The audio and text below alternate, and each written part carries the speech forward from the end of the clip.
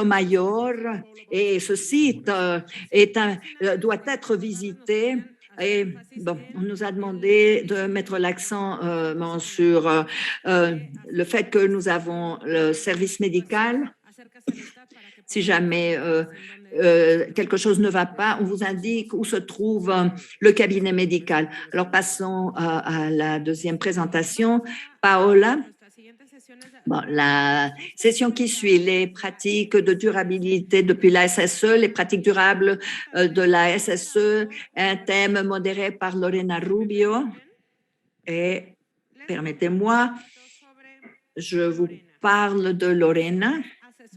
Elle est conseillère au ministère de Développement économique dans la ville de Mexico. Elle a un diplôme d'administration d'affaires de l'INADEI. Elle a un diplôme en relations industrielles de l'Université ibéro-américaine et sociologue de l'Université autonome métropolitaine. Elle a plus de 30 ans d'expérience dans des entreprises transnationales, dans la direction d'administration, ressources humaines, changement opérationnel, et elle est spécialiste dans le diagnostic de la planification et le développement entrepreneurial, et elle est conseillère au ministère de Développement économique de la ville de Mexico. Bonjour Lorena Rubio, soyez la bienvenue et un chaleureux applaudissement à madame. Merci.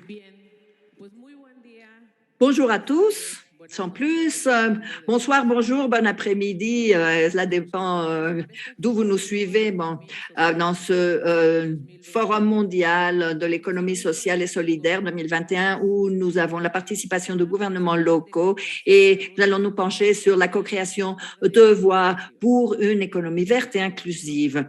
Aujourd'hui, nous allons nous pencher sur les pratiques durables dans le cadre des économies sociales et solidaires. Et nous avons également le plaisir d'accueillir nos intervenants. Comme vous savez, certains d'entre eux seront ici parmi nous en présentiel. Merci. Et d'autres vont nous suivre en virtuel. Donc, le mécanisme est le suivant. Alors, nous avons le plaisir de présenter nos intervenants.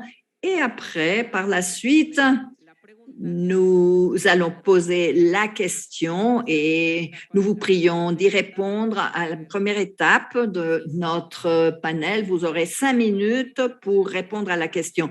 Et pour maintenant, je souhaite présenter Monsieur Dovorian, qui a un diplôme en sciences politiques et l'histoire de l'université de Haïfa.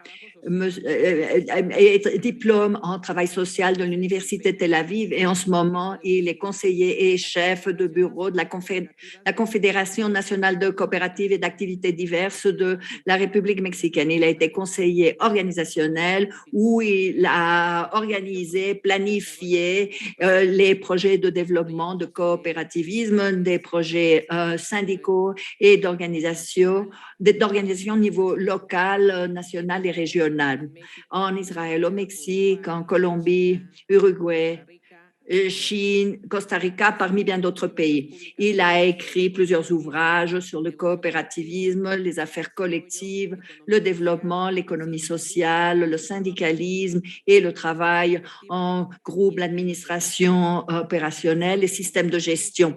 Et j'ai le plaisir de pouvoir céder la parole à Monsieur Orion pour qu'il fasse l'introduction à ce thème qui est le thème qui donne le coup d'envoi à cette session. Alors, Monsieur Dovorian, vous avez la parole. Bon, merci. Merci, comme vous l'avez dit. Bonjour, bonsoir, bon après-midi. Bon, ça dépend de notre fuseau horaire. Et je vous prie d'afficher la présentation.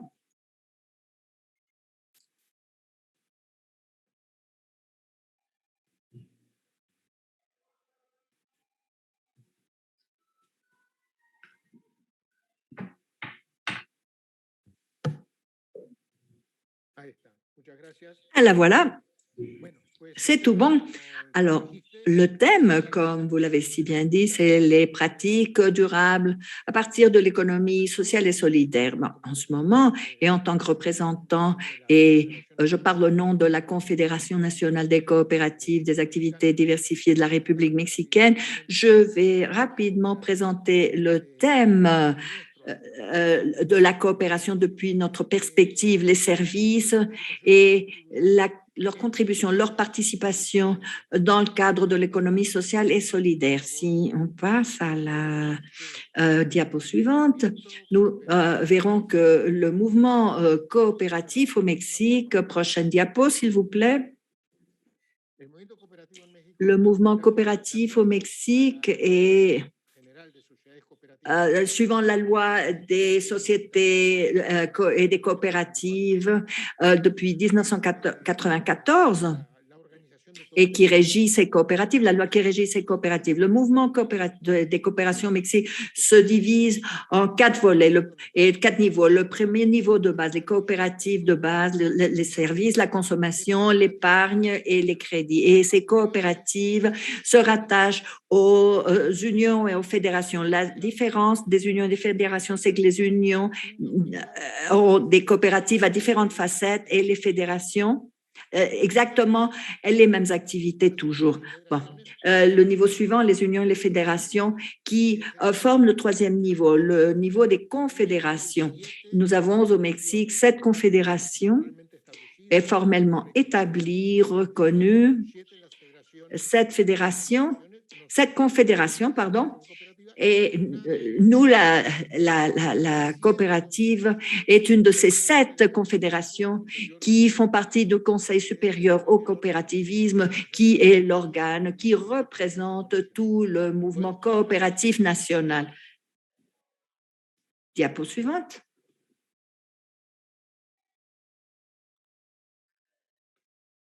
La confédération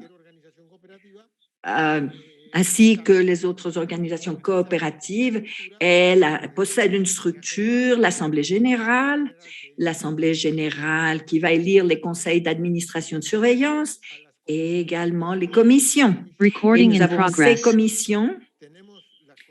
Et nous avons les commissions à l'éducation, à l'économie sociale et solidaire, la conciliation, l'arbitrage et le soutien technique. Mais en plus, nous avons deux autres instances, deux autres commissions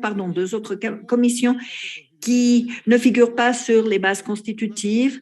Et celles-ci, oui, vous les retrouverez sur les bases constitutives. Celles qui ne se retrouvent pas sont l'équité entre les hommes et les femmes et la jeunesse. Alors, nous pensons que dans le cadre du mouvement coopératif, ces 2 aspects, ces 2 figures doivent être renforcées et ce sont les commissions les plus actives que nous avons au sein de notre confédération.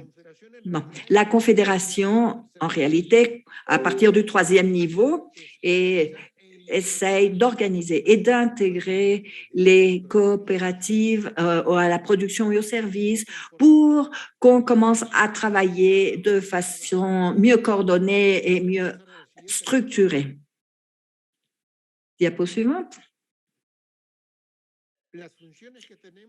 Les fonctions que nous gérons, essentiellement, nous devons représenter le secteur de la production et des services, soutenir les organisations affiliées et essayer par ce biais de les intégrer, de les consolider et promouvoir le mouvement coopératif de la production des services. Il y a quelques années, on le faisait à l'intérieur et à l'extérieur.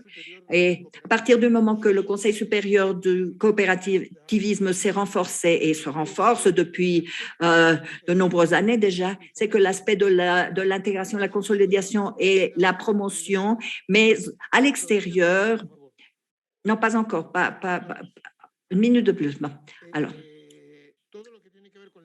tout ce qui est lié aux activités externes, nous avons délégué ces activités aux confédérations, au Conseil supérieur du coopérativisme. Et c'est eux qui vont reprendre ces fonctions. Et ces activités se ciblent sur le niveau interne. Alors, comment intégrer, consolider et promouvoir le mouvement à l'intérieur même de la confédération pour justement que ce secteur du mouvement coopératif soit mieux consolidé. Les activités de nos coopératives affiliées sont celles que vous voyez ici, l'agriculture, l'épargne, la minerie, l'entretien, etc. Comme nous n'avons plus de temps, je vais sauter plusieurs slides et je vais passer aux images qui ont trait directement à notre thème. Voici notre représentation sur le territoire national. Selon la loi, une association peut être constituée lorsqu'il y a une représentation dans au moins 10 États fédérés. Nous, on a une représentation dans beaucoup d'États. Nous avons 20 unions coopératives avec 200 000 partenaires, fort heureusement. Voici notre objectif stratégique, consolider et renforcer le mouvement coopératif mexicain. Dans ce sens, la Confédération a un rôle de leadership. Dans la mesure du possible, nous voulons servir d'exemple à d'autres organisations coopératives. La prochaine, s'il vous plaît. Est-ce que vous pouvez, s'il vous plaît, faire clic pour voir tous nos réseaux de coopération? Voici tous nos liens à l'intérieur du mouvement coopératif. Nous avons des liens politiques internationaux. Le cercle en haut à droite montre que nous sommes affiliés à l'Alliance coopérative internationale. Et dont je vais dire quelques mots tout de suite, dans quelques instants. Voilà, quelle est notre proposition stratégique?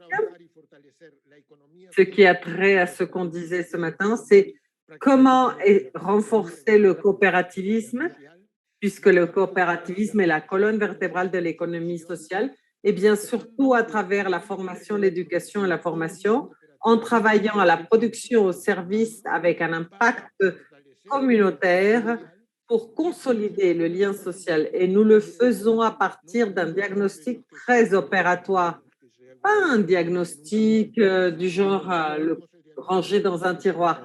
Non, une fois qu'on a le diagnostic, on commence à travailler pour recueillir les nécessités ressenties et travailler la communication afin de développer la culture coopérative. Ensuite, quelles sont les activités concrètes que nous réalisons dans tous ces terrains? La prochaine, s'il vous plaît. Eh bien, dans la Confédération, nous avons approuvé un modèle de coopération éducative.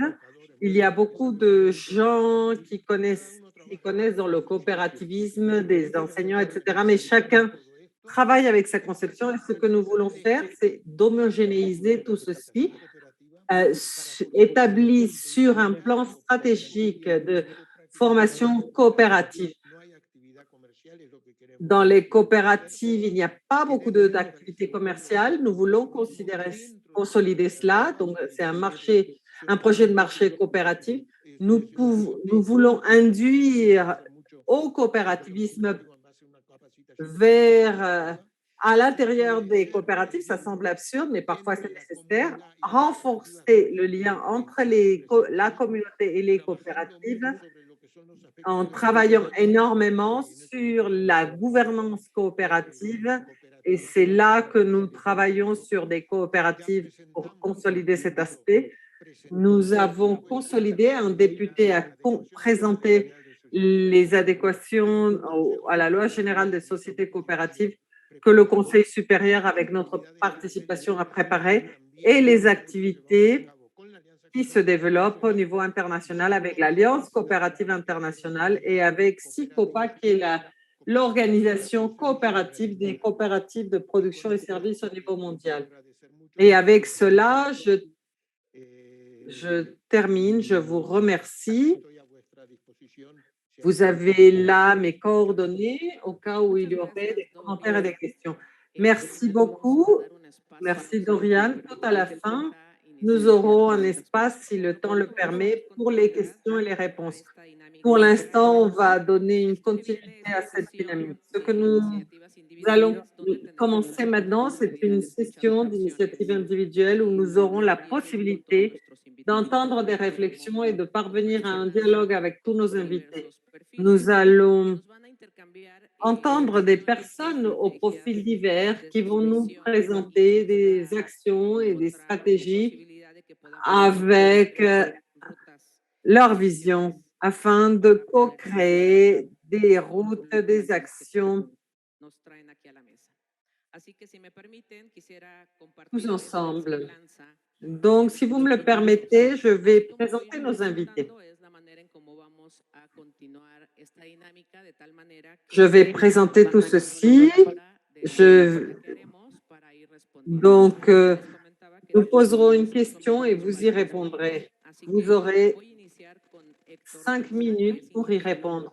On commencera avec Héctor Danza, ingénieur métallurgique, député provincial, auteur de la loi créée par les micro-entreprises de Jujuy. Il promeut la création de l'Institut de qualité, l'agence de commercialisation et l'Institut provincial de l'administration publique. Il est président de la commission environnementale et d'une certaine manière, il travaille également dans la municipalité pour l'aider à obtenir une mention dans le cadre du prix national de qualité. Et actuellement, il est secrétaire du gouvernement populaire de la province de Jujuy. Il est coordonnateur de la Fondation Nouvelle Gestion.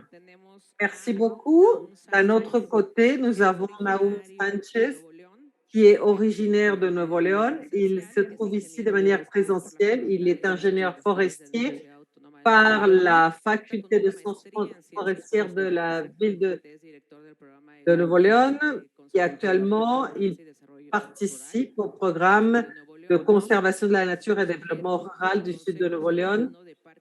Il est conseiller des parcs de la vie sylvestre à Nuevo León et il œuvre en faveur des zones protégées.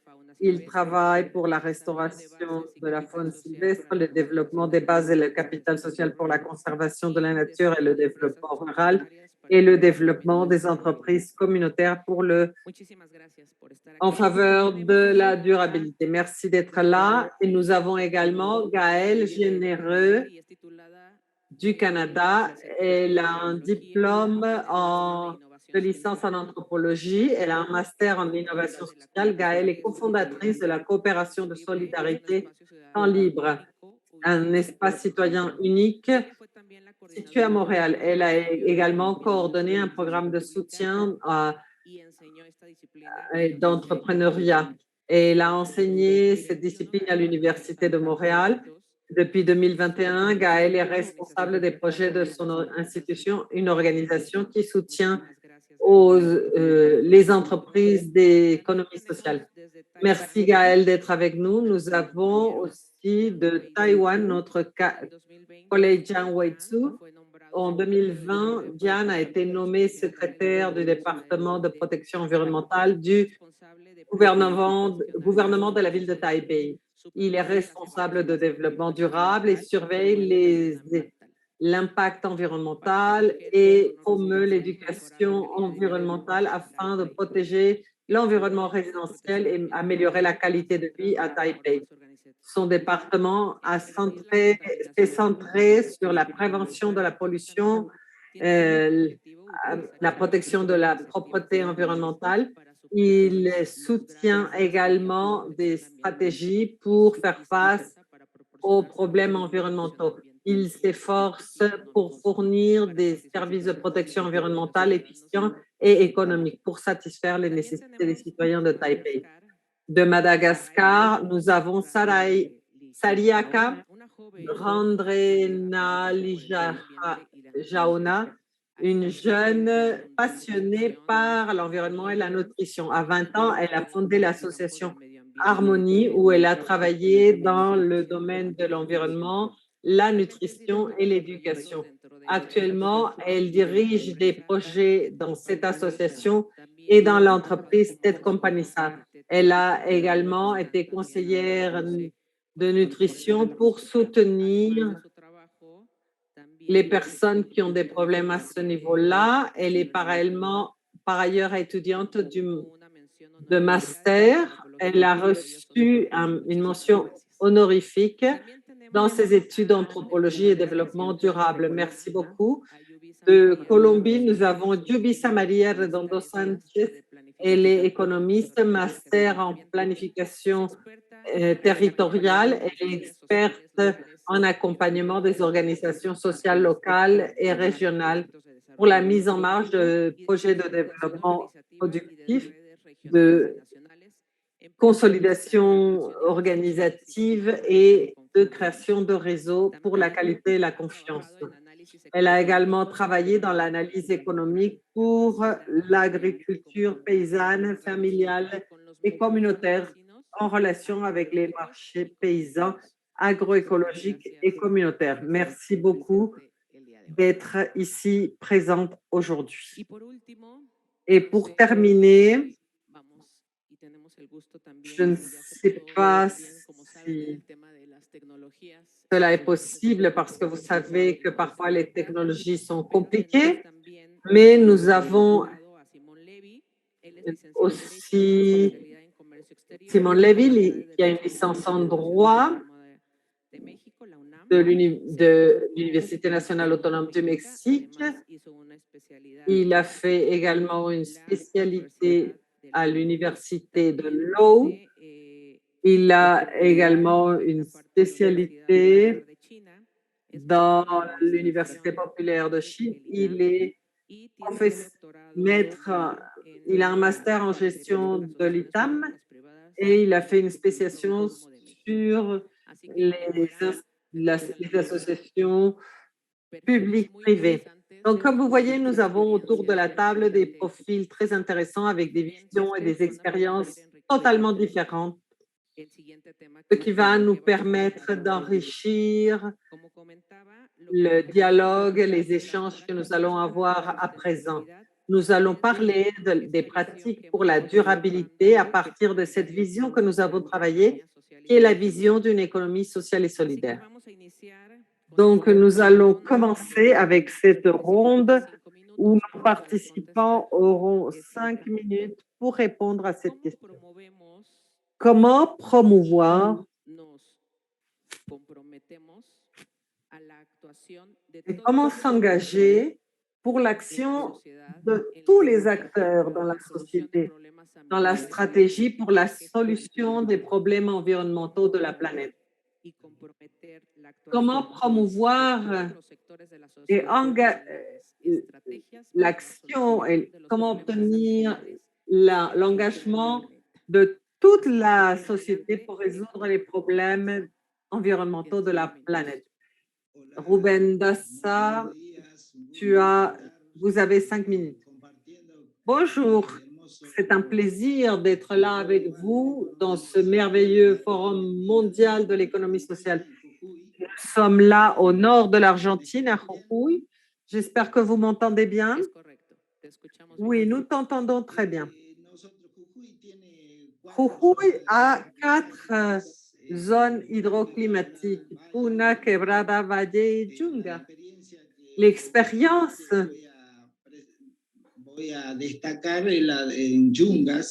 je vais souligner l'expérience de Yungas, d'une zone qui s'appelle Valle Grande. Mais tout d'abord, je voulais dire que notre ministère d'économie populaire, qui est responsable du thème de l'économie solidaire, est un ministère qui a une caractéristique importante et c'est qu'elle dépend du ministère de production.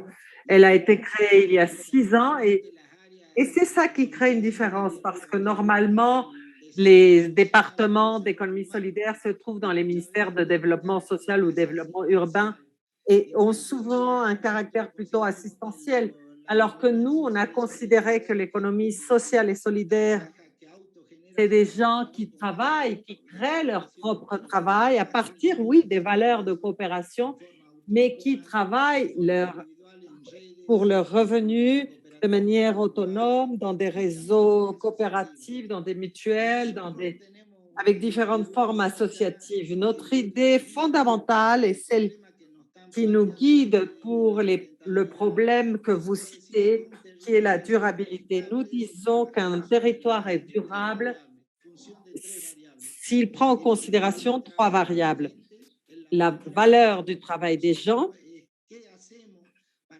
et ce qui est important pour nous, c'est que faisons-nous pour augmenter la valeur du travail des personnes avec l'organisation, avec une meilleure conception des produits, un meilleur accès au marché. Il y a différents mécanismes pour améliorer les revenus et pour donner plus de valeur au travail. La deuxième variable a trait à la structure socioproductive. Nous cherchons à consolider et donner des incitations à tous les travailleurs qui travaillent dans la structure socio-économique. C'est-à-dire que nous finançons plus que des individus, des structures, des projets impliquant plusieurs personnes. Et la troisième variante qui a trait à notre thème dans ce panel, c'est la protection de l'environnement. Que faisons-nous dans chacune de nos activités dans ce ministère pour améliorer et pour protéger notre environnement? Sur cette base, nous travaillons sur une idée, disons, ici, dans ce forum, j'ai entendu beaucoup de quoi. Voilà ce que nous faisons, beaucoup de que, ce que nous faisons, mais il faut entendre plus de comment. Comment le faire? Comment mettre l'État au service de l'économie solidaire? Nous ne faisons pas à l'envers. Nous ne voulons pas que l'économie solidaire s'adapte à la bureaucratie de l'État. Au contraire, nous avons adapté la bureaucratie aux nécessités de l'économie solidaire. Dans ce sens, nous avons fait un décret de décentralisation permettant de donner les fonds aux institutions qui travaillent dans le territoire pour faire avancer ces trois variables que j'ai mentionnées. Donc, nous faisons tout un travail de consolidation institutionnelle au niveau légal, au niveau des capacités, au niveau de la formation, la spécialisation. Et quand je parle de formation, c'est la formation de gestionnaires qui permettent la coordination avec le ministère, des animateurs, d'ateliers, d'enseignants qui font avancer le modèle de travail sur le territoire. Et en quoi consiste ce modèle de travail avec ces institutions? Nous pouvons parler de toute activité que vous voudrez avec des gens qui font de la gastronomie, du jardinage, de l'élevage, de la production de fromage, de bonbons, les apiculteurs. Toutes les activités rurales et urbaines peuvent nous occuper. Notre méthode d'application s'appelle processus formatifs intégraux. Ces processus formatifs ont une série de critères, suivent toute une série de critères pour pouvoir fonctionner dans le territoire. Mais fondamentalement, cela se fonde sur un tripode institutionnel.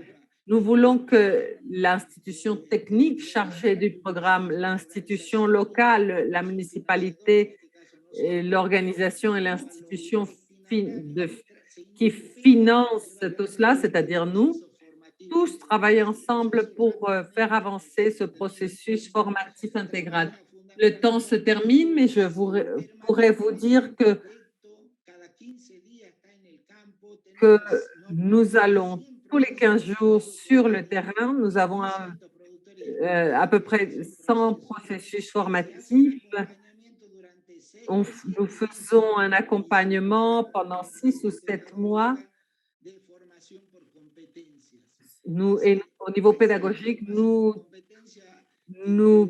partons de la formation par compétences. Et donc, nous mettons l'accent sur le thème du savoir-être il ne suffit pas de connaître la théorie et la pratique, mais il faut également un savoir-être, la responsabilité sociale que nous savons et comment savoir vivre. Et par ailleurs, je vais montrer des exemples concrets de la durabilité environnementale lors de la deuxième ronde des questions.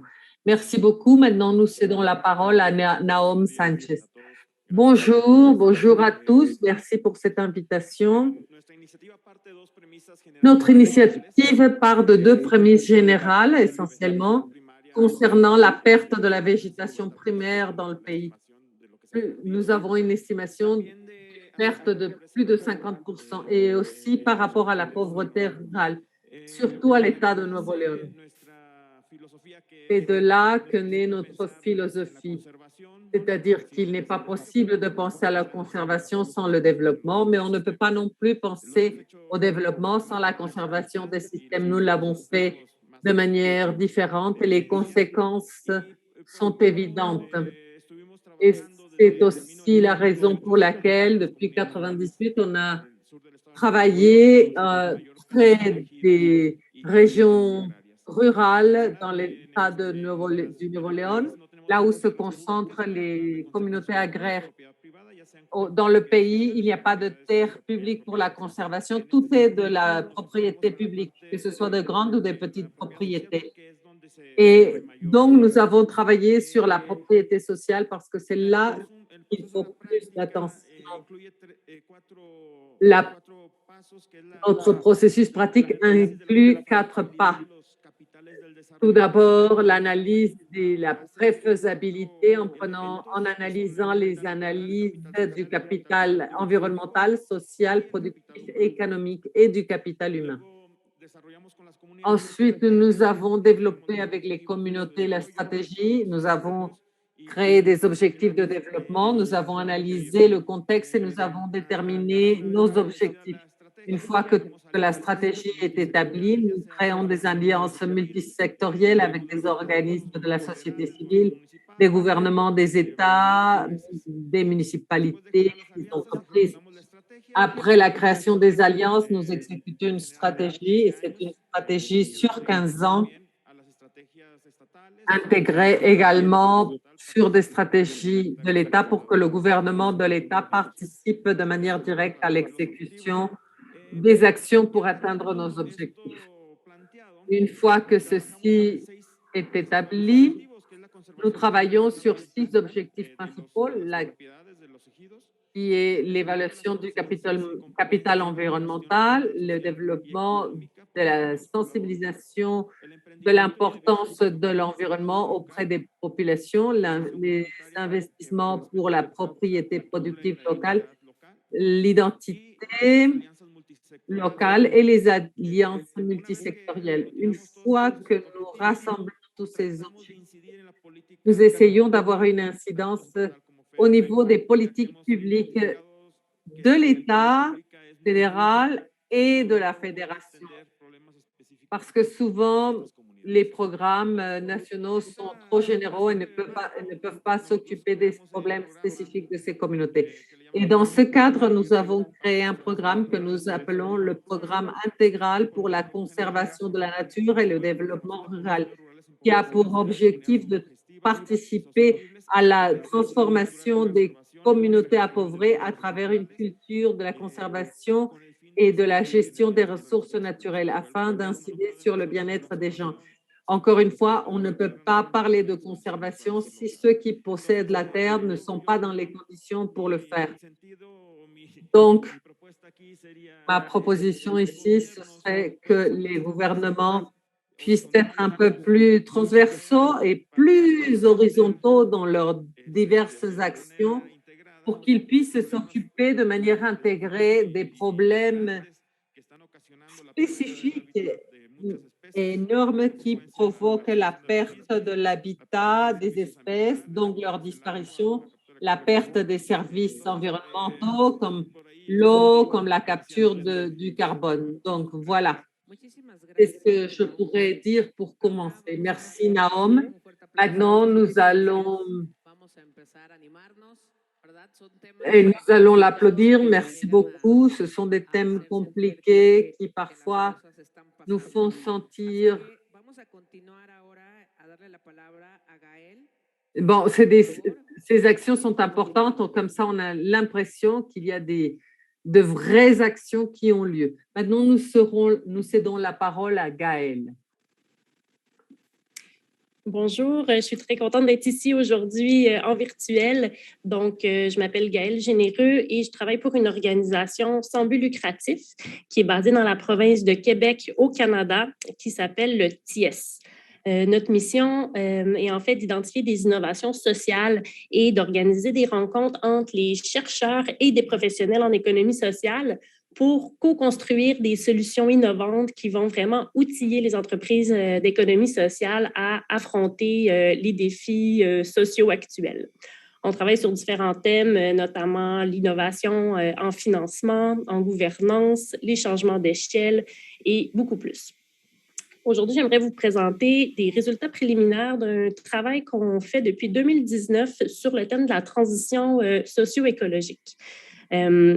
Je vous apprends rien, c'est vraiment important de repenser notre manière que le système fonctionne actuel pour assurer vraiment un futur aux générations qui nous suivent. Et nous, on avait en fait l'instinct qu'il y avait peut-être un lien intéressant à faire entre les entreprises d'économie sociale avec le modèle de l'économie circulaire, où on a une plus grande… un développement beaucoup plus soutenable de notre planète. Donc, pour être certaine que tout le monde comprend bien le concept d'économie circulaire, je vais prendre quelques instants pour le définir. Donc, l'économie circulaire s'oppose au modèle actuel qui est basé sur l'économie linéaire. Donc, l'économie linéaire, l'idée, c'est d'extraire une ressource, de la transformer, de la consommer et par la suite de s'en débarrasser. Donc, on a un niveau de déchets actuel qui est hallucinant et il n'y a pas du tout cette idée de réutiliser ou de profiter des flux de matière qu'on a déjà en place.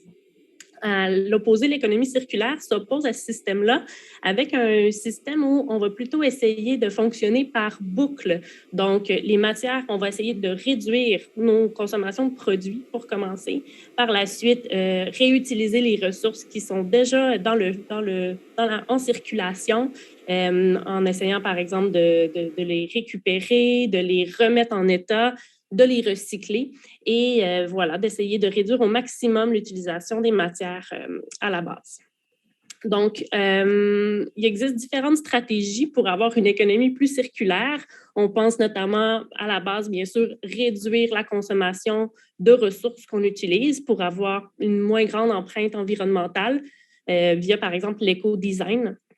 On peut aussi essayer d'utiliser les ressources qui sont déjà, donc les produits qu'on a avec une plus grande fréquence, essayer d'optimiser nos chaînes de développement et finalement de prolonger la durée de vie de nos biens et de nos services, notamment avec la réparation, plutôt que d'acheter, par exemple, un nouveau téléphone cellulaire dès que l'écran est brisé, donc pourquoi pas plutôt le réparer. On pense à différents modèles comme l'économie de fonctionnalité, où plutôt que de vendre un produit et d'en être propriétaire, ce qu'on vend, c'est plutôt l'usage du produit. Donc, ça permet finalement de fidéliser la clientèle et de réparer un produit plutôt que d'en être propriétaire. On va aussi penser à la donation, la revente, le conditionnement et finalement, en bout de ligne, de penser peut-être à la vie après de nos produits. Donc, soit utiliser les déchets d'une entreprise via la symbiose industrielle ou le recyclage. Donc, on voyait qu'en fait, en économie sociale, il y avait déjà plusieurs entreprises qui semblaient avoir un modèle d'économie circulaire, du moins au Québec. Par contre, ce qu'on réalisait, c'est que ce n'est pas toutes les entreprises d'économie sociale qui ont nécessairement un impact positif sur l'environnement. Et à l'inverse, ce n'est pas toutes les entreprises d'économie circulaire qui ont un impact positif sur les individus ou les communautés. Hein, si on pense à l'effet de Airbnb dans plusieurs villes très, très, très touristiques, aux impacts de Uber et le type de conditions de travail qu'ils donnent à leurs employés. Donc, oui, c'est de l'économie circulaire, mais qui n'est pas nécessairement avec un impact social positif. Par contre, ce qu'on se dit, c'est que l'économie circulaire et l'économie sociale peuvent avoir un impact très positif ensemble parce que notamment, on peut avoir un cadre de valeurs qui à la fois respecte des valeurs sociales et des valeurs environnementales et bien sûr avec une composante économique. Donc, on touche vraiment les 3 piliers de l'économie du développement durable. Je vois que mon temps se termine, donc je n'aurai pas le temps malheureusement de vous montrer les modèles d'affaires qu'on a identifiés qui sont les plus soutenables d'un point de vue économique et environnemental. Mais si j'ai le temps tout à l'heure, je pourrai aller plus en détail. Merci.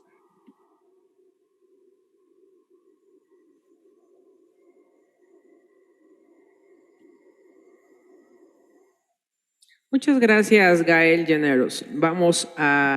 Merci beaucoup, Gaël Généreux. Donc, oui, à la fin, nous allons reprendre tout ça et au moment des conclusions et nous allons céder maintenant la parole à notre invité de Taïwan, Jai Wenchu.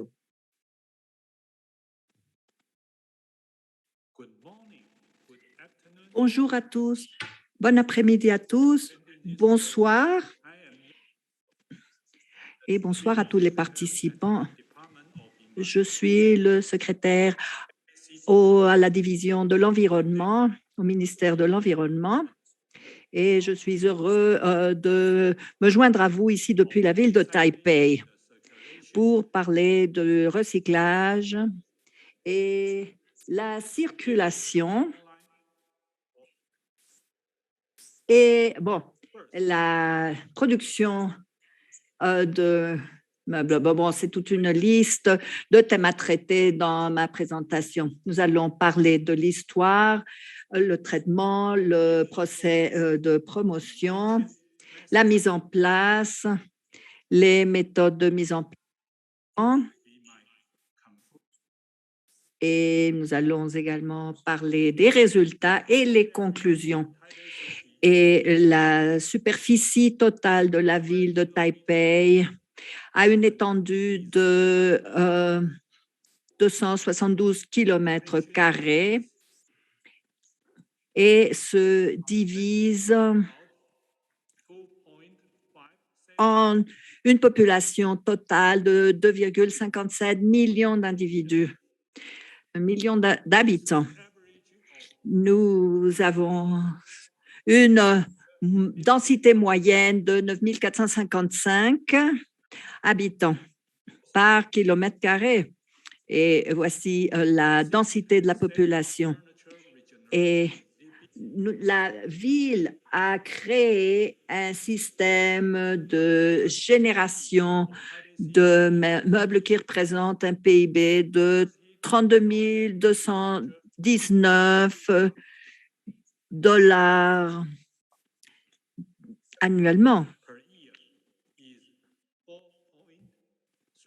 Et nous avons des émissions de carbone de 4,38 tonnes métriques. Alors, depuis 1970, la ville de Taipei a passé par des différents stades.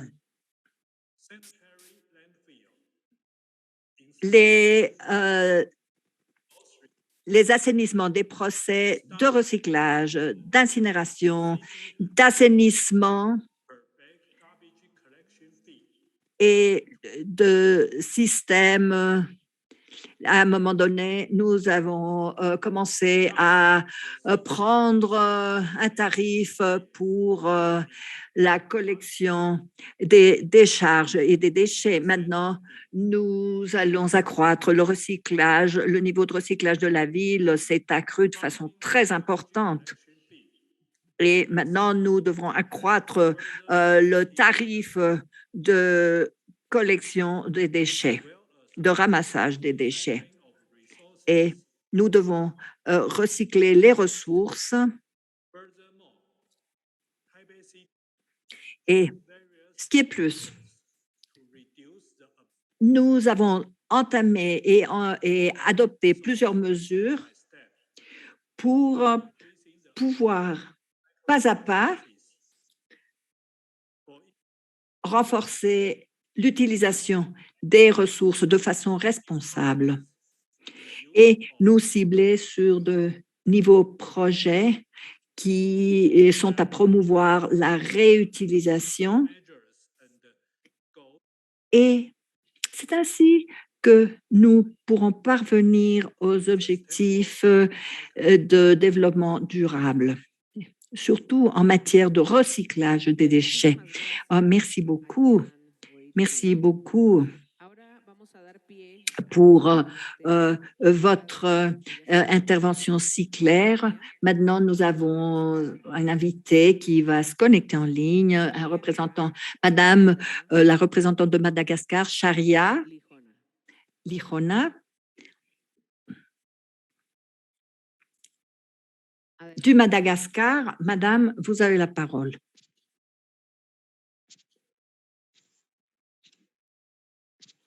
Est-ce que vous m'entendez? Sí, te escuchamos y te vemos. Adelante. On vous Saria. entend et on vous a sur l'écran parfaitement. Oui, c'est mon tour. Tu mets le micro.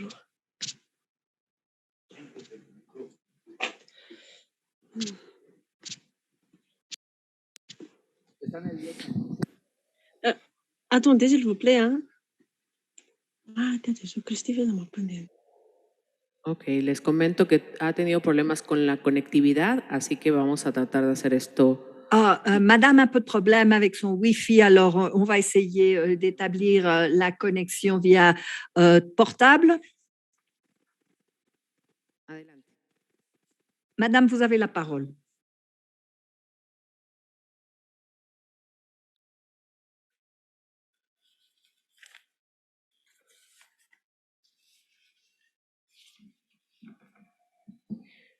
Mientras que se conecta, les recuerdo que la pregunta que tenemos es En attendant qu'elle puisse se connecter, la question est comment promouvoir et impliquer la participation à tous les niveaux de la société dans le cœur des stratégies pour résoudre les problèmes environnementaux qui accablent la planète. Alors maintenant, Madame Ariaka, vous avez la parole. Ok, bonjour à tout le monde. Je suis Sarika, présidente de l'association Harmonia. Au nom de toutes mes équipes, je tiens à féliciter tout le monde, en particulier les organisateurs, d'être arrivés en ce grand jour qui est le Forum mondial 2021 de l'économie sociale et solidaire. Nous sommes vraiment conscients de l'importance de cet événement et c'est avec un grand plaisir de pouvoir y participer. À travers mon intervention, donc, je vais développer notre initiative s'intitulant d'une association vers une éco-association en parallèle avec les questions qui nous en sont posées. Merci beaucoup.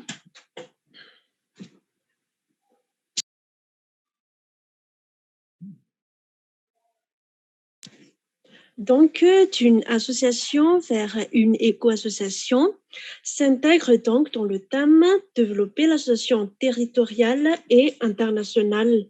Cela implique un développement inclusif et durable de ces associations, plus précisément un développement ne nuisant ni nos prochains ni nos futures générations. Mais comment? Donc, pour mieux comprendre ce thème et pour répondre à la question quelle action ou stratégie les individus, gouvernements, groupes, sociétés et pays devraient-ils adopter pour parvenir à un monde meilleur et plus inclusif, je vais apporter deux définitions, une association et une éco-association. Et je vais faire une petite partage. Attendez.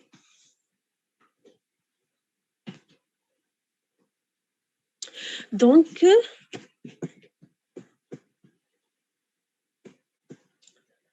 nous savons bien tous qu'une association désigne un groupement de personnes réunies autour d'un projet ou des personnes partageant des activités en commun.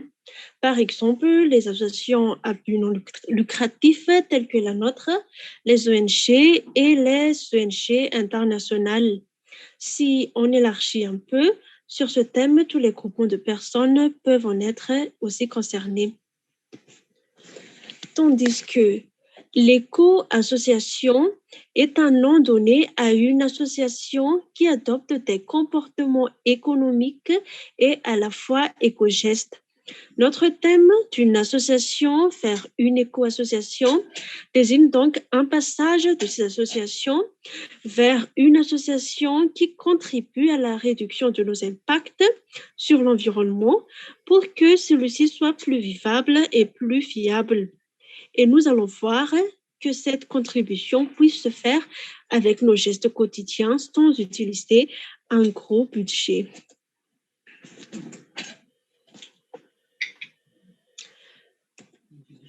Par exemple, les éco-gestes numériques.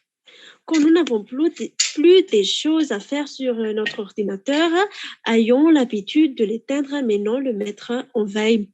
Par exemple aussi, économisons nos batteries, réduire la luminosité de notre écran et supprimer les fichiers inutiles. En faisant tout cela, nous réduisons nos impacts et nos empreintes carbone sur notre environnement. N'imprimons aussi que si nécessaire. Il est plus préférable de s'envoyer des mails que d'imprimer si c'est une question de minimiser des impacts environnementaux. Parce que à chaque fois qu'on fasse une impression, il y a des gâchis des papiers, il y a des encres et il y a des flux de carbone. Et je rajoute cela avec économie de papier. Nous pouvons utiliser les deux faces d'un papier.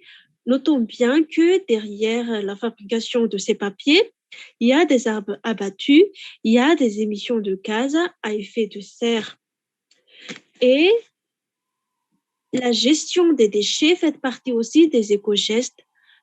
Donnons nos affiches, nos agendas, nos calendriers UC aux entreprises qui font des recyclages déchets. Et en dernier lieu, les pots de fleurs. Même un seul sur notre terrasse est mieux que rien. C'est pas forcément un grand jardin, mais un petit peu est déjà important pour notre environnement. Et j'englobe dans deux phrases donc les actions clés à promouvoir au niveau local, adopter des éco-gestes et être des éco-humains. Voilà donc mon intervention concernant notre initiative d'une association vers une éco-association. Merci beaucoup. Muchísimas gracias, Sariaka Randral. Merci, Sariaka Randraliajona. Et maintenant, je donne la parole à notre invitée présentielle qui vient de la Colombie, Yubisa Maria Colombo Sanchez. Madame, vous avez la parole.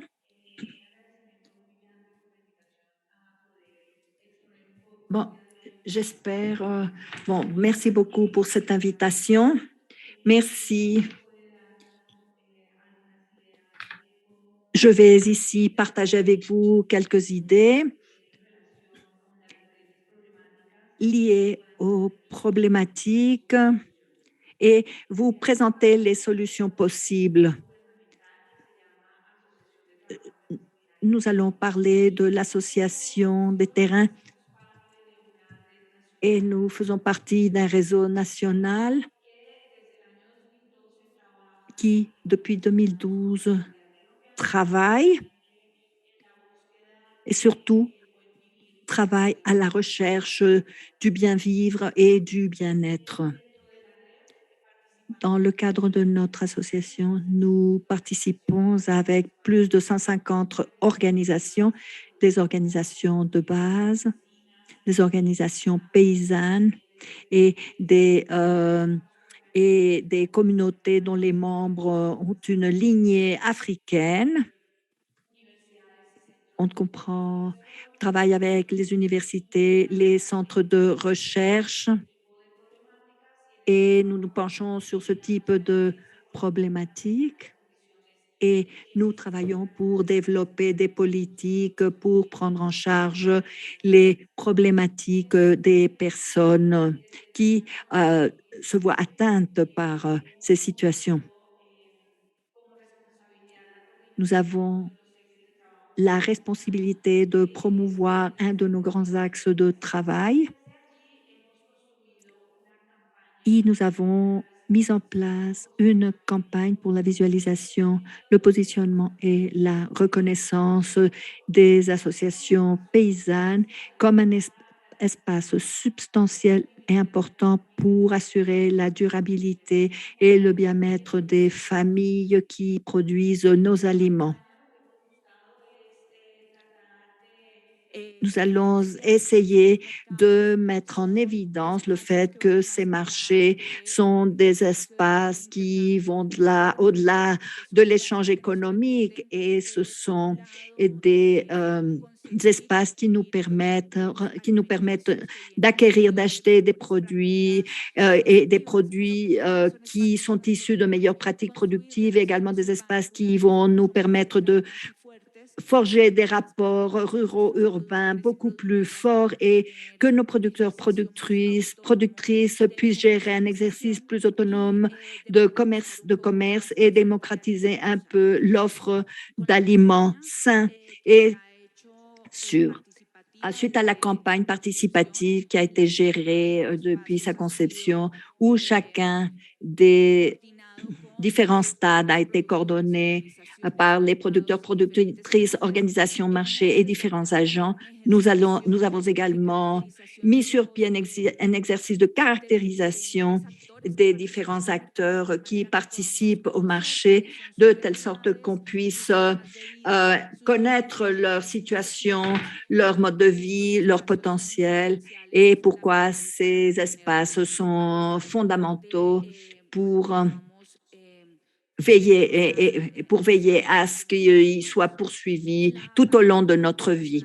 La pandémie du COVID et également les situations que nous avons subies où la Colombie a vu sa mobilité affectée pour distribuer les aliments et cela a démontré que ces espaces sont essentiels, des espaces où non seulement nous pourrons porter et livrer des aliments, mais ce sont des aliments produits dans plus de par le biais de pratiques agroécologiques et où 65% des familles utilisent des graines créoles et du pays et bénéficient de la diversité biologique de notre pays. Le fait de maintenir ce type de produits qui, au fil du temps, se perdent à cause de l'universalisation des graines, l'unification et l'homogénéisation des graines. Ce sont des espaces de résistance qui nous permettent de démontrer comment, à partir de différentes méthodes de travail, nous pouvons acquérir et acheter nos produits, car les marchés sont également des espaces où nous gérons des activités telles le troc, les échanges, la main qui change de main et de telle manière que les personnes qui n'ont pas suffisamment de ressources pour acheter leurs aliments puissent rechercher des alternatives pour mieux se nourrir de façon plus saine et pouvoir avoir accès à leurs droits d'une alimentation adéquate et saine pour tous les êtres humains. Merci beaucoup, Yubi Saoun. Merci à tous nos panélistes pour avoir posé ces questions et pour ces excellentes réponses. Bon, maintenant, en rebondissant sur la première question, il ne nous reste plus qu'à réfléchir à ce grand défi à relever, la croissance économique à laquelle nous faisons face et comment nous pouvons vivre de façon harmonieuse et avec la nature, vivre harmonieusement avec la nature et avec tout ce qui nous entoure pour finalement impliquer toutes les valeurs et les principes dans le cadre de cette économie sociale et solidaire pour que tout le monde participe et que nous soyons toujours conscients des risques et comment nous allons contribuer à atténuer la dégradation écologique. Et maintenant, le prochain bloc de notre session, la dynamique va changer ici, dans ce sens où il y aura moins de temps, uniquement 3 minutes, je vais poser la question et nous allons suivre le même ordre pour prendre la parole. Alors, et nous allons vous prier de faire vos conclusions. Et puisque notre collègue est toujours avec nous, Monsieur Dovorian est toujours ici parmi nous. Alors, pourriez-vous nous présenter vos conclusions de ce premier cycle et après, pour passer à la question suivante. Oui, bien sûr, avec grand plaisir. Bon, après avoir suivi de très près tous les commentaires et les interventions de nos collègues dans ce panel, il me semble qu'il est essentiel de renforcer les aspects éducatifs et communautaires, toutes les politiques qui sont mises en place au niveau régional, local et même régional et même national. Et ces modèles sont des modèles très intéressants. Le modèle que Gaël a présenté est très intéressant, l'économie circulaire, le modèle de l'économie circulaire pour remplacer l'économie linéaire en termes généraux. Mais toutes ces politiques, tous ces modèles peuvent être renforcés, peuvent être mis sur pied en mesure où ils s'accompagneront d'une campagne éducative massive et pas seulement le fait de développer et de renforcer, mais avant tout éduquer la population pour qui veulent volontiers changer leurs gestes. Parce que pour nous, il est toujours très confortable de continuer à faire ce qu'on a toujours fait. Et le changement qu'on propose aujourd'hui n'implique pas seulement un changement politique, mais également un changement qui commence dans notre cerveau, dans le cerveau des personnes. Et l'élément de l'éducation est absolument crucial et fondamental dans ce sens-là. Et passons à la question suivante, le fil rouge de hashtag G7 2021. La question, quelles devront être les actions, les stratégies des personnes, des gouvernements, des groupes, des sociétés, des pays même, en vue de parvenir à un monde meilleur qui soit plus inclusif? Quelles actions clés doivent être étayées à partir du niveau local? Alors, la parole à Monsieur Hector Dassa. À Monsieur Dassa. Oui. Bon, j'avais justement pensé aux politiques publiques sur la base d'un fil rouge, d'un fil directeur basé sur la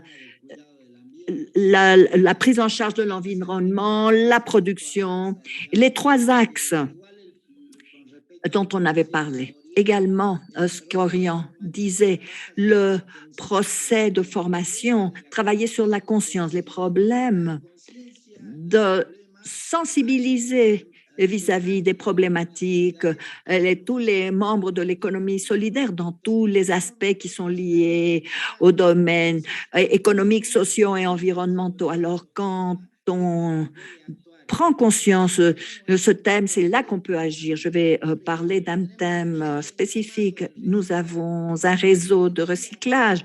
Le ministère soutient 30 centres de riverains qui vont recycler les plastiques et l'échange avec des coopératives qui font des produits recyclables. C'est une espèce de chaîne de solidarité qui est créée. Et nous disons nous-mêmes que la solidarité, on ne la remercie pas, on renvoie la balle. Et alors, il faut renvoyer la balle à toutes les étapes. Et par exemple, dans le cadre des écoles techniques, à vocation technique, nous sommes à promouvoir et à les financer pour qu'ils fabriquent des machines pour le traitement des déchets solides, tout spécialement des plastiques. Quant à l'élevage bovin, notre intervention sur 400 petits producteurs et la sylviculture et les pâturages, il n'y a aucun élément de type, il y a pas, on n'utilise pas d'herbicides à la production de pâturage.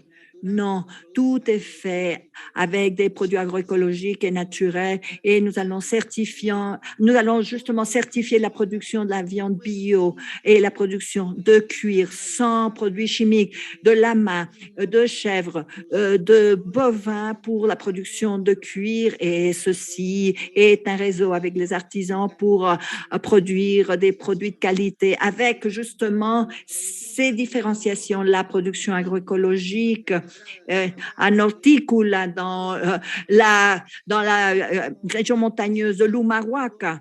Alors, nous avons tout est agroécologique, sans aucun type de produits chimiques, avec la compost, avec des produits naturels et élaborés avec des systèmes agroécologiques. Et l'exemple que nous avons mis en avant, le département avec 5 commissions municipales d'Umagrande, et qui à l'époque, il était difficile d'arriver chez eux à cause du manque de route départementale, et il y a la parc national de Calineno, et au nord on est déjà connecté sur la Puna, et nous sommes en train de gérer un travail de durabilité, la formation de ressources humaines en agroécologie, élevage bovin, caprin et l'écotourisme. Et ici, l'avantage de ces lieux, c'est qu'il y a une action intégrante de durabilité tout en mettant à profit le fait qu'il n'y avait pas eu d'intervention humaine. Merci beaucoup, Hector. Alors, la parole à Anaú Sánchez. Oui, merci beaucoup. Je voudrais vous parler de notre propre expérience depuis 20 ans qu'on a démarré et qui a été adopté par une entreprise du ciment, Cemex. Et avant de commencer, ils étaient complètement antagonistes. Maintenant, je me suis rendu compte, et pour chaque hectare qu'ils détruisent, ils ont certifié 8 hectares qui récupèrent, tel le projet del Carmen, et sans parler des terres communautaires ou ejidos qu'ils financent à ce but-là. Bon, le thème du retour des investissements est de 1500%, c'est-à-dire pour chaque peso qu'ils investissent, le retour est de 15 pesos de leur investissement pour tout ce qu'ils sont en train de générer. Nous devrions poursuivre ce modèle. Il y a des entreprises qui ont ces ressources et possibilités, non seulement une compensation environnementale qui doit se poursuivre, mais également nous devons tenir compte d'une compensation sociale, parce que ce n'est pas seulement les emplois, mais voir comment nous allons étendre les impacts et qui vont réverbérer, et comment cela va retomber sur des autres secteurs de la production et la planète.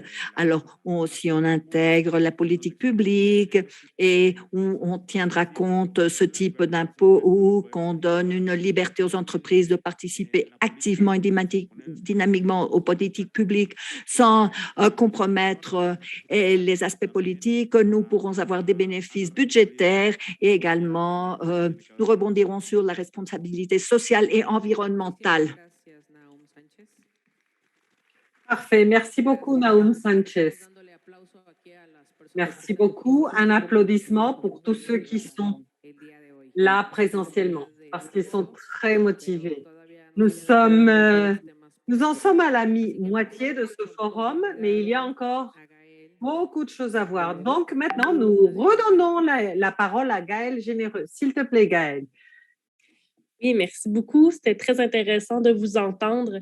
Je suis d'accord avec l'idée que l'éducation doit être quelque chose de fondamental dans la transition vers une société plus juste et plus socio-écologique. si je le regarde du prisme de l'économie circulaire, encore une fois, l'éducation doit se faire au niveau des individus, donc les choix de consommation à la base. Qu'est-ce que je choisis? Pourquoi on a autant de besoins, par exemple, de consommation? Donc, essayer de réduire au maximum, de faire de meilleurs choix.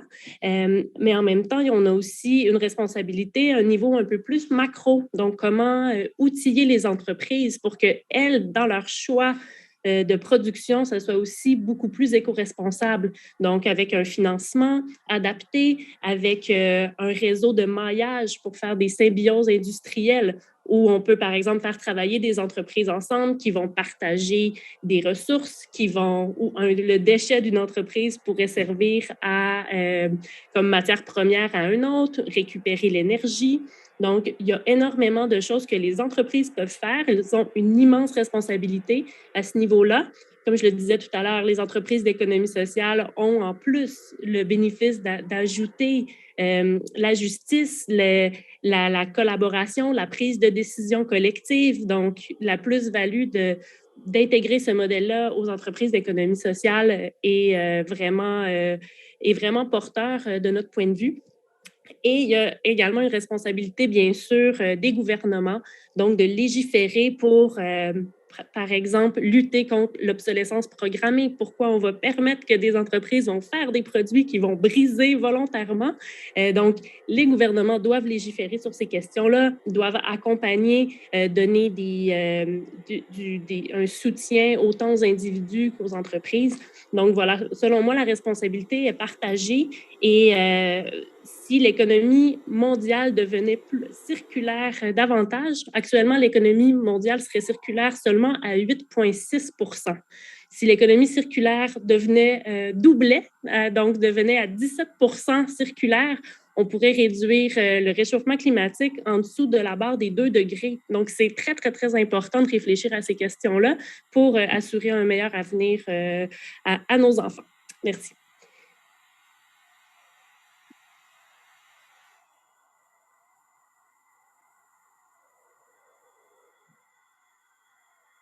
Muchas gracias, Gaël Generux.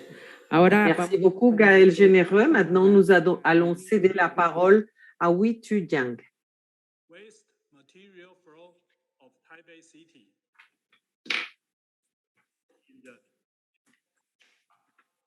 Showing the generation of waste material flow of Taipei City. As you can see in the simple flow chart, customers showing the generation, treatment, and the Nous reuse voulons of œuvrer garbage disposal in Taipei City. au niveau des clients. Waste Excusez-nous, discharged il n'y a pas de from son. Il est manufacturers impossible and d'interpréter correctement customers cette vidéo. recycling kitchen waste or Recycler. Réutilisation des résidus.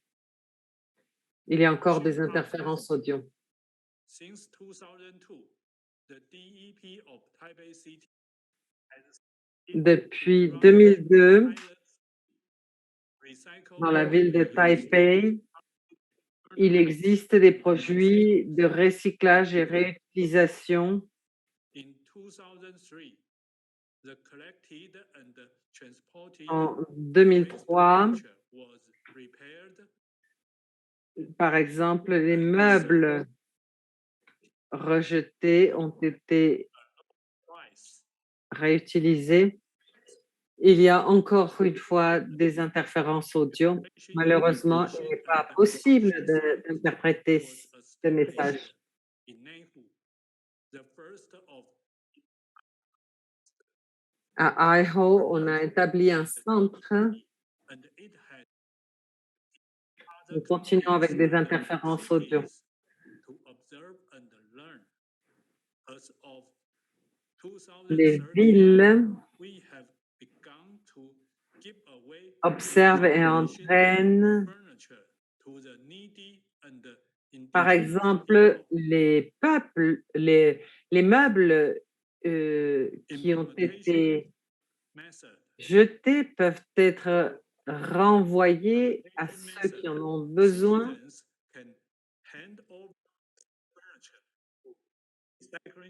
Par ailleurs, nous avons un programme où les citoyens peuvent réaliser différentes actions.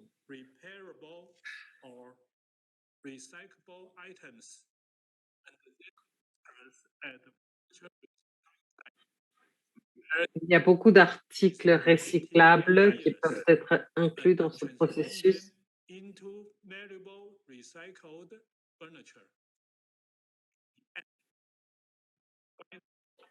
Certains matériaux peuvent être transformés en meubles recyclés de bonne qualité. Certains objets peuvent également être vendus à des enchères publiques. Voici les résultats de mise en œuvre depuis 2003. Nous avons réussi à réparer des déchets de meubles, par exemple. Nous avons commercialisé tout ça à un bon prix pour l'obtention de et nous avons obtenu de bons résultats. Nous avons œuvré à la réduction des résidus, à la réduction d'ordures. Voici des initiatives qui marquent une voie pour continuer à travailler.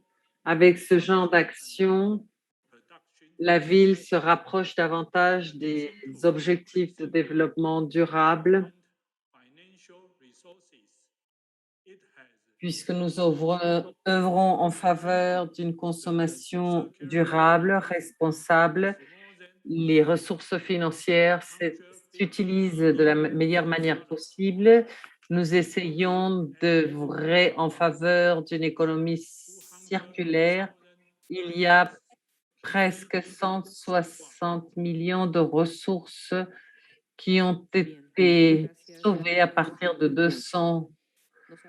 plus de 200 000 objets qui étaient recyclés. Nous nous excusons pour le son. Oui, il est important d'identifier les différentes nécessités afin de parvenir à une transformation, à un équilibre, un meilleur équilibre avec les écosystèmes, tout en pensant aux questions sociales dans une vision mondiale, en donnant une priorité à la production et à la consommation durable, toujours ayant en tête la durabilité. Donc, merci. Vous nous avez montré le flux du recyclage. Maintenant, nous allons entendre Sariaka. S'il vous plaît, Sariaka, vous avez la parole.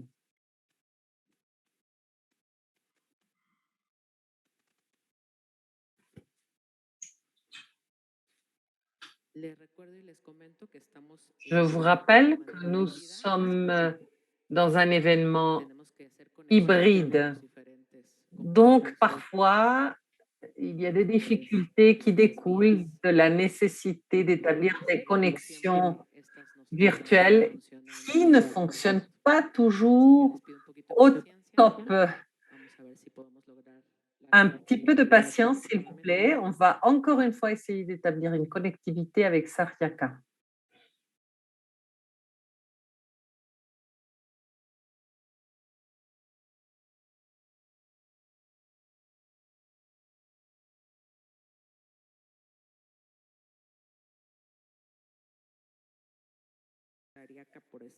Nous allons tout de même remercier Sariaka d'avoir été avec nous et nous allons céder la parole à Rubisha Maria Romeo Sanchez. Eh bien, merci. Je pense que l'une des principales actions que nous devons assumer pour avoir un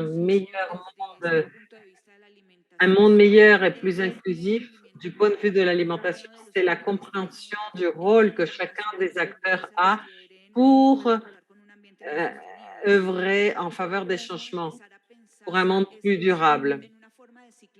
Donc, nous devons commencer effectivement à penser à des cycles complets, sans penser qu'il n'y a qu'un des acteurs qui a toute la responsabilité. Pour ce qui a trait à l'alimentation, il faut vraiment faire une analyse depuis la production jusqu'à la consommation. Et pas de manière segmentée. On a par exemple des politiques pour la consommation, pour la production, pour la distribution. Et parfois, avec ces segmentations, on oublie les problèmes qui existent. Ce que nous essayons de faire, c'est de construire des politiques publiques pour la commercialisation de l'agriculture familiale, agricole. Et nous essayons de concevoir toute la chaîne afin d'avoir des propositions vraiment participatives, adaptées aux conditions locales, régionales et adaptées aux nécessités et aux possibilités des hommes, des femmes, des enfants, des entreprises, tous ceux qui participent dans toutes les actions alimentaires. Ils ont tous des nécessités, des responsabilités ayant trait à l'alimentation. Nous sommes tous, bien sûr, des agents de changement, mais c'est les gouvernements qui doivent créer des espaces pour le changement, en prenant en considération les nécessités des populations et également les apports des populations. Et ils ont des responsabilités également dans la diffusion des bonnes pratiques. Et cela est très important si nous voulons œuvrer en faveur des changements durables à travers le temps. Merci beaucoup.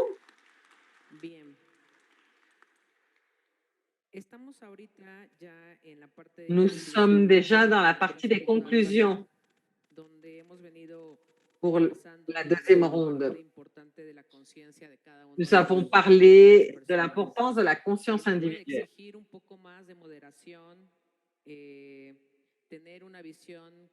Nous avons parlé de l'importance de la modération, de la conscience collective, des objectifs environnementaux clairs au niveau des politiques et de prendre cela en considération pour une nouvelle économie. Nous avons parlé d'une économie verte, inclusive, solidaire. Et nous avons parlé du rôle de tous les secteurs, que ce soit les organisations, mais également les gouvernements. Nous avons parlé de l'importance des décisions locales, mais aussi mondiales. Tout ceci en utilisant les nouveaux outils technologiques, les nouvelles gestions entrepreneuriales. Nous avons parlé de l'importance d'une meilleure communication. Cet exemple, ce forum est un exemple de comment fermer les brèches. C'est vrai, nous avons été séparés par les pandémies, mais nous commençons également à trouver de nouvelles manières de communiquer. Nous faisons des pas de géant au niveau technologique en ce moment. Donc, merci aux panélistes de passer maintenant aux conclusions. Nous allons vous accorder quelques minutes pour vos conclusions. Nous allons continuer avec la même dynamique et nous allons céder la parole à Rubén Daza ou Héctor Daza. Merci, je suis très heureux d'avoir participé dans ce panel. Les conclusions que nous pourrions prononcer, c'est que la constitutionnalité est permanente et c'est le fruit du travail de tous les acteurs. Bien sûr, nous avons tous des possibilités d'action au niveau local. Nous pouvons construire à petite échelle le monde que nous voulons au niveau mondial. Nous avons entendu parler de nombreuses personnes de diverses organisations solidaires. Et une de ces personnes se demandait pourquoi est-ce que nous n'avons pas pu faire avancer nos valeurs pour changer la réalité du monde. Ce capitalisme sauvage.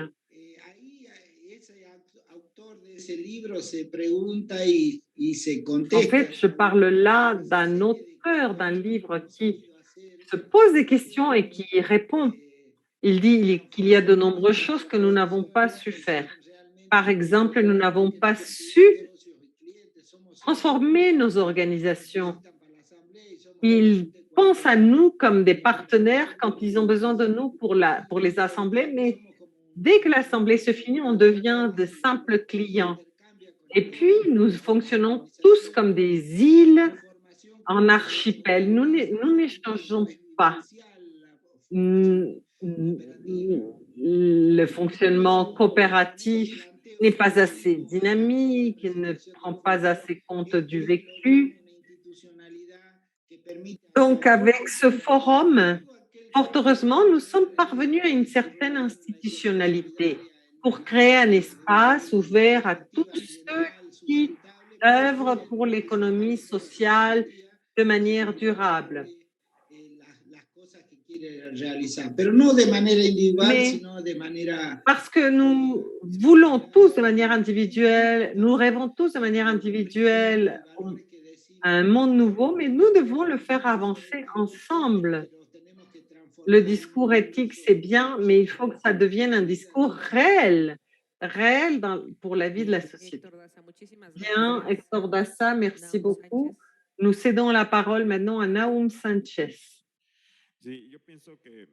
Oui, je pense qu'il y a quelques actions nécessaires ou urgentes, effectivement, et qu'il faut réaliser et qui ont trait au développement de la capacité des connaissances selon les principes de l'économie sociale et solidaire, et ce, à tous les niveaux de la population.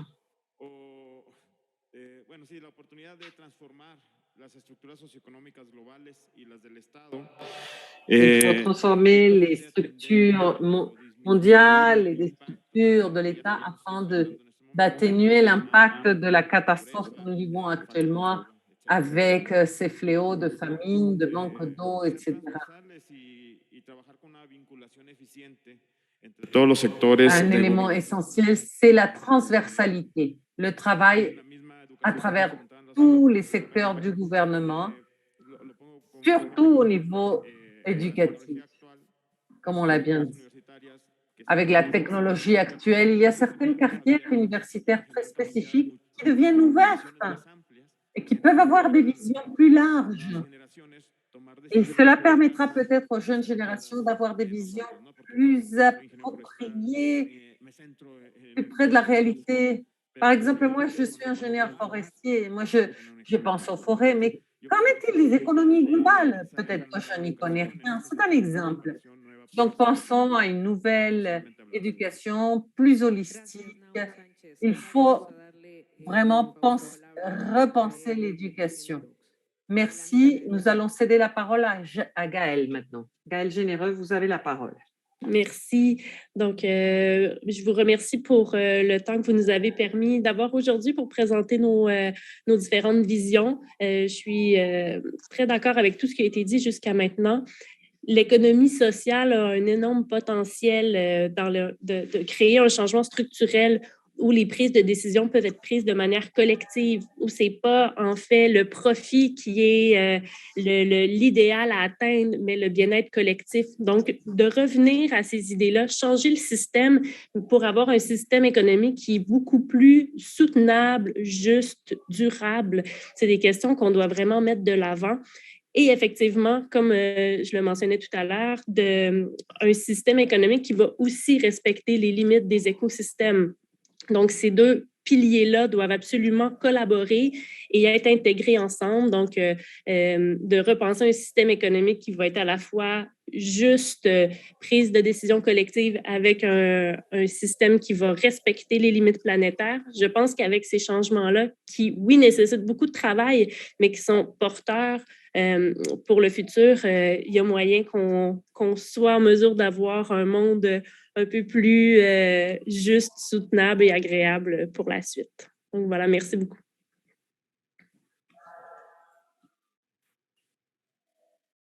Muchas gracias, Gaël. en ERUX. Ahora vamos con Yubisa María Redondo. Adelante. Merci Gaël. Nous cédons la parole à Jubisa María Redondo.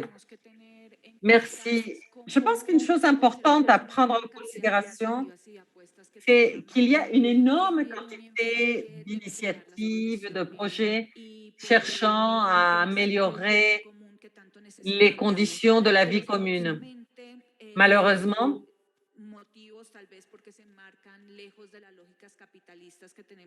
peut-être parce qu'ils n'appartiennent pas aux logiques capitalistes dominantes, ces projets sont invisibilisés, ignorés. Les logiques de consommation que nous avons intégrées depuis notre enfance dans notre imaginaire doivent changer et nous devons commencer à positionner auprès des gens toutes ces initiatives. Dans notre cas, nous avons créé des alliances avec le ministère de les Relations étrangères de la Belgique, avec d'autres organisations, parce que nous ne pouvons rien faire tout seuls. Tout seuls, nous sommes tout petits et nous ne pouvons pas construire tout ça. Par ailleurs, il faut trouver la manière de multiplier les bonnes pratiques.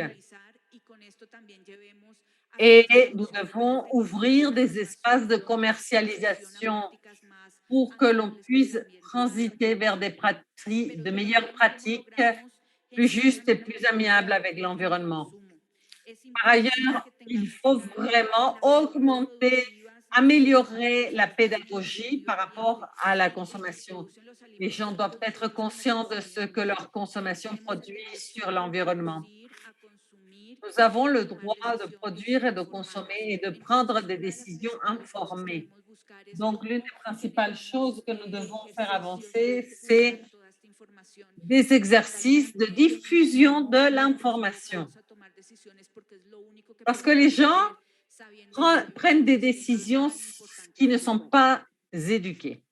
Ils ignorent souvent tout ce qui se passe avec l'écosystème en dehors de chez eux. Merci, Yubisa. Nous clôturons ce thème. Moi, la sensation que j'ai maintenant, c'est qu'il n'y a pas de marche arrière.